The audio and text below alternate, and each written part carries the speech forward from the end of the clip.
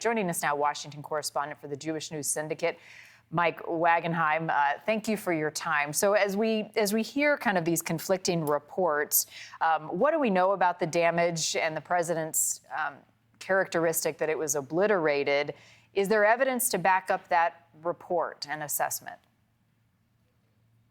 So many conflicting reports at this time, but it's interesting to note right off the bat that when President Trump said that people were on site and they told him that the nuclear facilities were obliterated, it brings to, obviously, to the top of the list, the question of who's he referring to. Was it Israeli armed forces? Israel is saying they're aware of his comments, but are unaware that there were, any Israelis on site there at Fordow or other nuclear locations. Of course, it's well known the Mossad, the Israeli intelligence agency, has deeply infiltrated the Iranian nuclear program over the years. Was it potentially Mossad agents that went in after the fact, or are they embedded with the Iranians there looking at the sites since those American bombers departed? It leaves some questions open here as to exactly who the president is referring to. And obviously, that would also bring into question the veracity or lack thereof of his claims of obliteration of those nuclear sites. But in the meantime, certainly there are conflicting reports. And even within those reports themselves,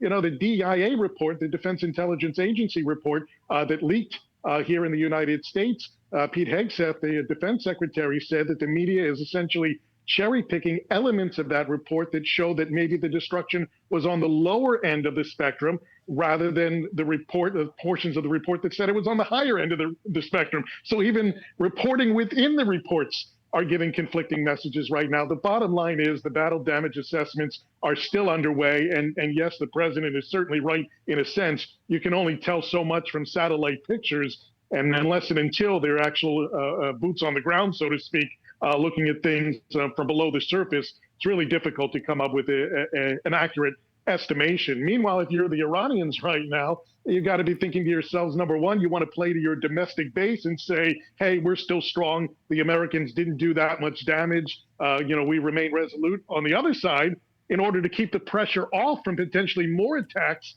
and having to answer more questions, there's a part of the Iranians that want to say, hey, yeah, there was significant damage done. The Israelis are certainly looking at every word right now coming out of Tehran and trying to parse it for some true meaning. Right. Well, I mean, common sense, Mike, would dictate that a 30,000-pound bomb dropped from these B-2s would do significant damage, right? We know the capabilities when they hit and what they're designed to do.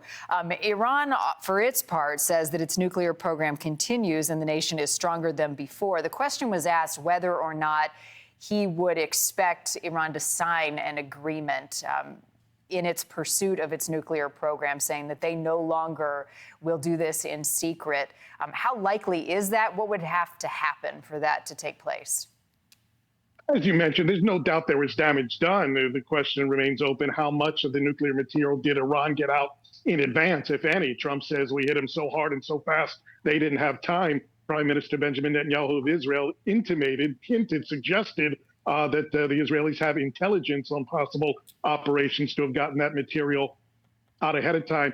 You mentioned President Trump saying he, still pursuing an agreement with the Iranians, but he also said this morning at NATO that, he didn't really feel that strongly that an agreement was needed, that the nuclear program was obliterated. So why is there an urgency essentially for an agreement? Nevertheless, there'll be talks coming up. If you're the Israelis right now, you got to be thinking, well, if he's not going to pursue an agreement, then maybe there's an opening for other concessions on the ballistic missile program.